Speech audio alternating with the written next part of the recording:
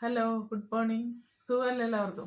ഞാൻ ഇന്ന് ഒരു PDF ലിസ്റ്റ് ഇവിടെ തരാൻ പോവാണ് കേട്ടോ. ഒരുപാട് കമ്പനീസ്, ഓരോ സെക്ഷനിൽപ്പെട്ട കമ്പനീസ് നമുക്ക് അതിലൂടെ കാണാം.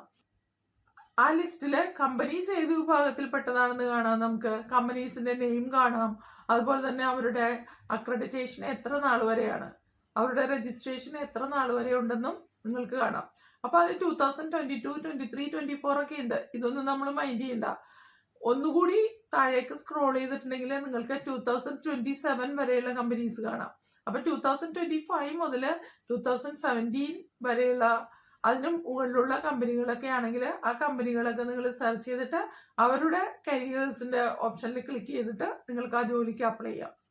അപ്പൊ ആ ലിസ്റ്റ് ഞാൻ ഇതിലൂടെ കൊടുത്തേക്കാം. നിങ്ങൾ അത് പോയിട്ട് ക്ലിക്ക് ചെയ്തിട്ട് നിങ്ങളുടെ ജോലി ഏത് കമ്പനിയിലാണുള്ളതെന്ന് നോക്കുക.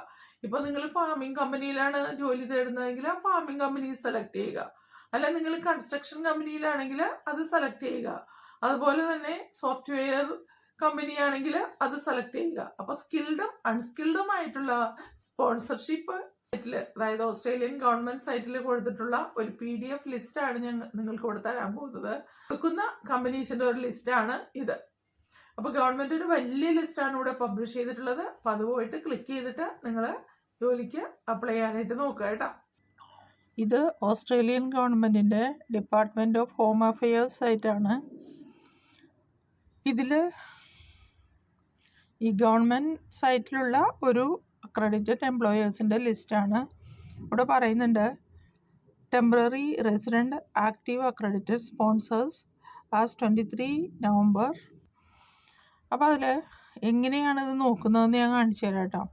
അപ്പോൾ ഇതിൽ ഒരുപാട് കമ്പനീസിൻ്റെ പേരുകൾ കൊടുത്തിട്ടുണ്ട്. കമ്പനിയുടെ പേര് കാണുമ്പോൾ തന്നെ നമുക്കറിയാം ഇത് എന്ത് കമ്പനിയാണെന്നുള്ളത് അറിയാം. ഇപ്പോൾ Sydney night petrol and enquiry company private limited, അതാണ് ആദ്യത്തേത്. നൈറ്റ് പെട്രോളിനെ കുറിച്ചുള്ള ഒരു എൻക്വയറി കമ്പനിയാണ്. രണ്ടാമത്തേത് flying bar productions private limited.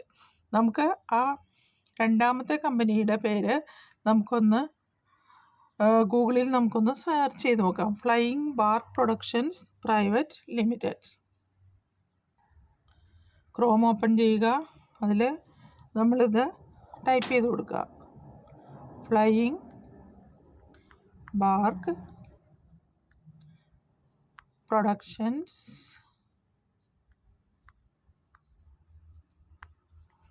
Private limited.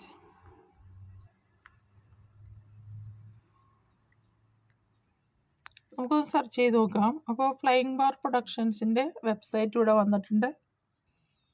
അപ്പോൾ അവരുടെ കമ്പനി നമ്മളിവിടെ എടുത്തു. ഇനി ചെയ്യേണ്ടത് റൈറ്റ് സൈഡിലുണ്ടായിരുന്ന ഫ്ലൈയിങ് ബാർക്ക് എന്നുള്ള ഐക്കണിൽ ക്ലിക്ക് ചെയ്യുമ്പോൾ നമുക്ക് ഈ സൈറ്റിലേക്ക് പോകും. ഇവിടെ ഒരു വീഡിയോ ഉണ്ട്. ആ വീഡിയോയിൽ അവർ ചെയ്യുന്ന വർക്കിനെ കുറിച്ചാണ് ഇവിടെ പറയുന്നത്.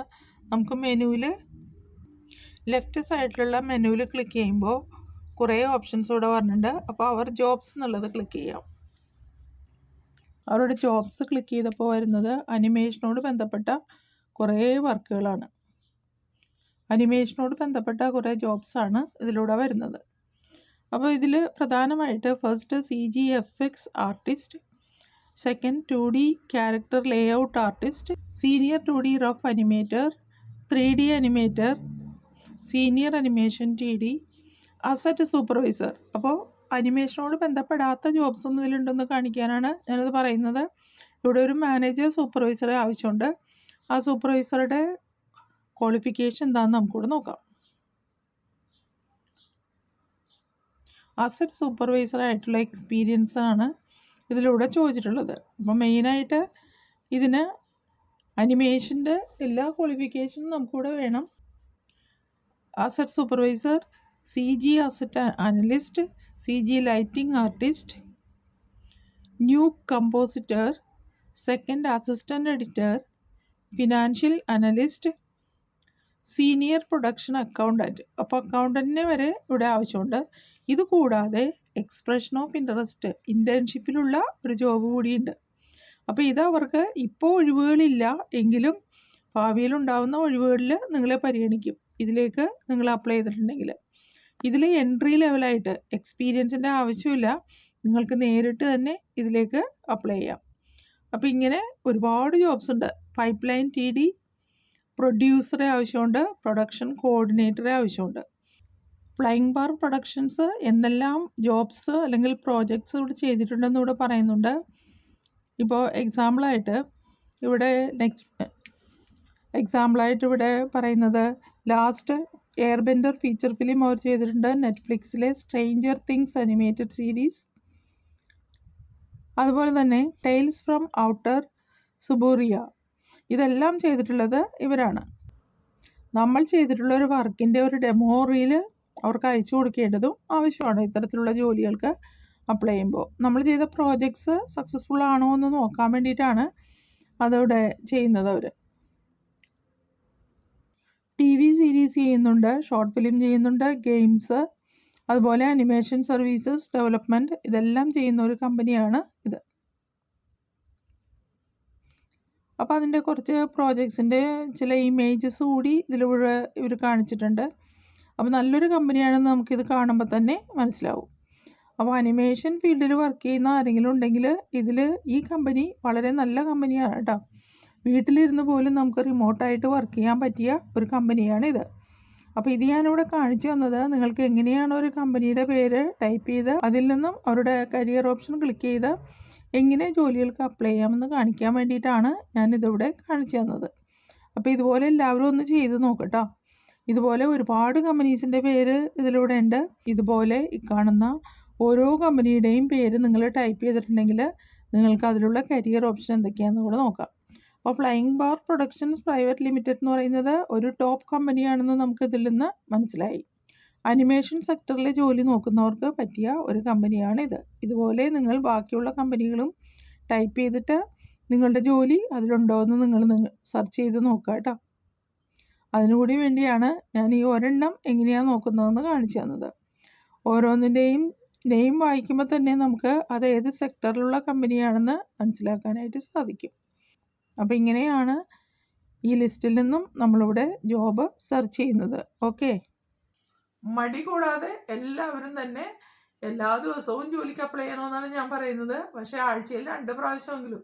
ഇപ്പോൾ നിങ്ങൾക്ക് ജോലിയൊക്കെ ഉണ്ടായിരിക്കും, ആ ജോലിയൊക്കെ ഉള്ള സമയത്തും ബിസി ആയിരിക്കും. അപ്പോൾ ഇത് ജോലിക്ക് അപ്ലൈ ചെയ്യാന്ന് വെച്ചാൽ വളരെ കോൺസെൻട്രേറ്റ് ആയിട്ട് ഇരുന്ന് ചെയ്യേണ്ട കാര്യമാണ്. അപ്പോൾ ആഴ്ചയിൽ 2 ജോലിക്കെങ്കിലും വെച്ച് നിങ്ങൾ അപ്ലൈ ചെയ്യുക കേട്ടോ. നിങ്ങൾക്ക് എന്തായാലും നിങ്ങളുടെ പരിശ്രമത്തിന് ഒരു ഫലം ഉണ്ടാവും. അപ്പോൾ ഇന്നത്തെ വീഡിയോ ഈ PDF ലിസ്റ്റിനെ കുറിച്ചുള്ളതാണ്. എല്ലാവരും സന്തോഷത്തോടുകൂടി ഇരിക്കുക കേട്ടോ.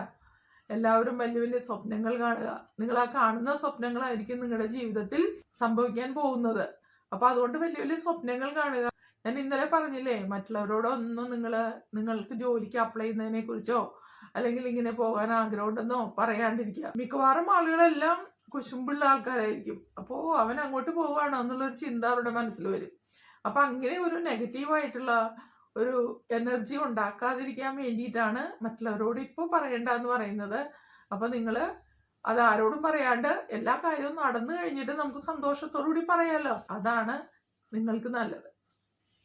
നല്ല കാര്യങ്ങളൊന്നും പുറമേയുള്ള ആളുകളോട് ആദ്യം പറയാണ്ടിരിക്കുക. എല്ലാം കിട്ടിക്കഴിഞ്ഞതിന് ശേഷം മാത്രം അത് റിവീൽ ചെയ്യുക. നല്ല കാര്യങ്ങൾ സംസാരിക്കുക, എല്ലാവരോടും നന്നായിട്ട് പെരുമാറുക, എപ്പോഴും ഹാപ്പി ആയിട്ടിരിക്കുക.